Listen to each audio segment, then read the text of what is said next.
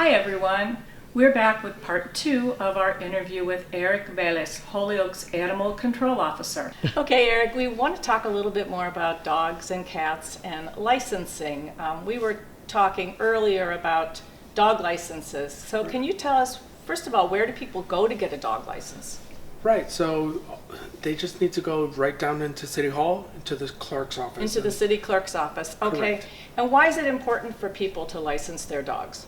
It's important to keep track of them, ensuring that the only the dogs, unfortunately, that are vaccinated can be registered, and it's important to keep your dog up to date on its rabies and for the safety and concern for the animal itself, but also for the community. Again, understanding that rabies shots are not 100% bulletproof against the virus. It is your best and safety net if for whatever reason there is a situation. Okay, do we know approximately how many dogs in Holyoke are registered, and do you have any idea how many may not be registered?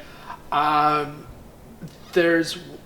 we have about 4,500 dogs that are registered.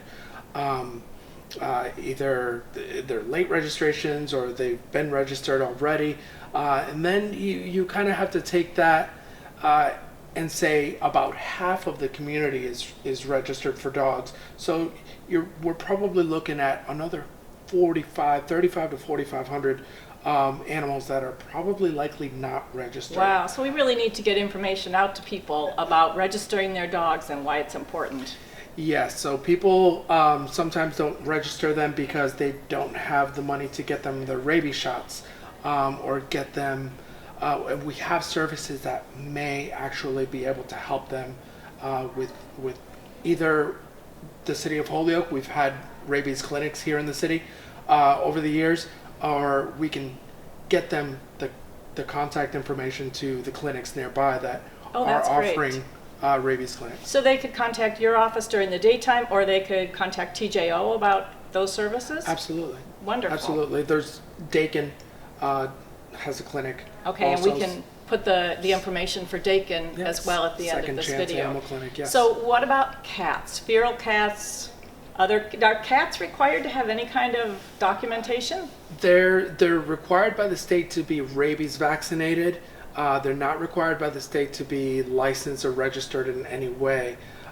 So they should be rabies vaccinated. That's about it. That's the only thing that the state really does. We have a trap, neuter, and release, a TNR program that we run here in the city.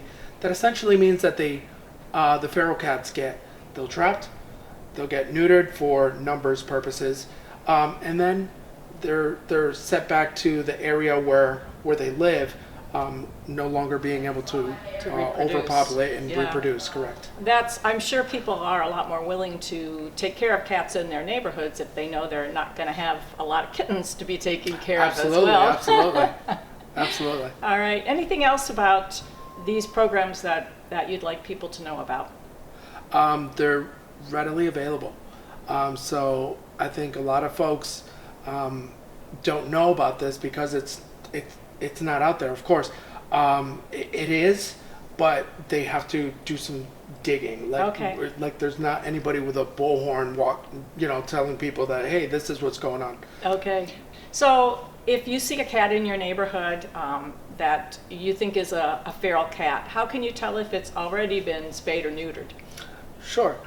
So oftentimes within the TNR program, once they're spayed or neutered properly, they're also ear tipped. So there's a little piece of the ear that is clipped off to tell people in the community and maybe us, if we're doing trapping, that this cat has already been spayed or neutered, likely vaccinated, and so we open the cage, let him back out because that's not the one we want. We want to be able to take care of the ones that are not properly. Wow, that's really interesting. I had no idea about that. Thank you so much.